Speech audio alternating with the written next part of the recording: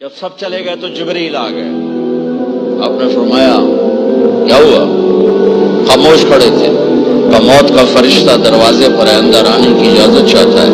اپنے نبی کا مقام دیکھو، موت بھی پوچھ کے آتی ہے. آپ نے کہا آ جائے، آپ کی اجازت بچ. ملک الموت اندر آئے. اسرائیل السلام علیکہ یا رسول اللہ. کہنے لگا آپ پہلی ہستی ہیں، میں سلام کر رہا ہوں، میں نے کبھی کسی کو سلام نہیں کیا. کہنے لگا آپ پہلی ہستی ہیں، اللہ نے فرمایا تھا پوچھ کے اندر جانا، بن پوچھے نہ جانا. پھر کہنے لگے آپ پہلی ہستی ہیں، اللہ نے فرمایا آنا چاہیں تو لے آنا، رہنا چاہیں تو چھوڑ کے آ جانا. یہ وہ دربار رسالت ہے جہاں موت بھی پوچھ کے آتی ہے. آپ نے فرمایا میں اجازت دے دوں میری جان نکالو گے؟ کیا جی نکالوں گا. آپ نے یوں جبریل کو دیکھا، کیا کہتے ہو؟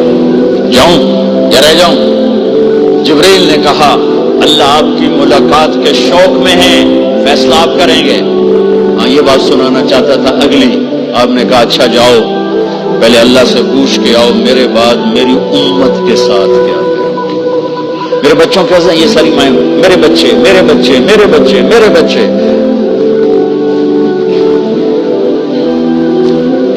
میرے نبی کو تو پتا تھا کہ یہ تڑپ تڑپ کے ایک زہر میں جائے گا اور ایک کا سر کٹ کے نیزے پہ چڑھے گا. کیوں نہیں ان کے لیے ہاتھ اٹھائے؟ ہمارے لیے کیوں روئے کہ جاؤ اللہ سے پوچھ کے میرے بعد میری امت کے ساتھ کیا کرے گا، میں پھر جواب دوں گا. جبریل واپس گئے. موت کا فرشتہ کھڑا ہوا ہے. جواب آیا یا رسول اللہ آپ کا رب کہہ رہے ہیں آپ کی امت کو تنہا نہیں چھوڑوں گا.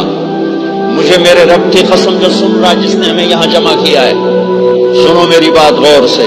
اگر میرے نبی یہ سوال نہ اٹھاتے تو آج میں اور آپ بھی بندر خنزیر میں بدل چکے ہوتے. میری اور رب کی کوئی رشتہ داری نہیں ہے.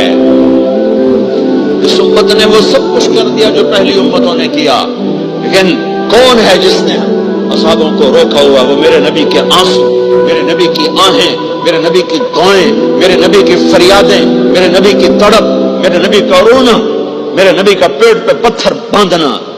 اس نے روک دیا. کوئی نبی جاتے ہوئے امت کے لیے نہیں رویا. واحد نبی ہیں جو جاتے ہوئے امت کے لیے روئے. میری امت میری امت میری امت.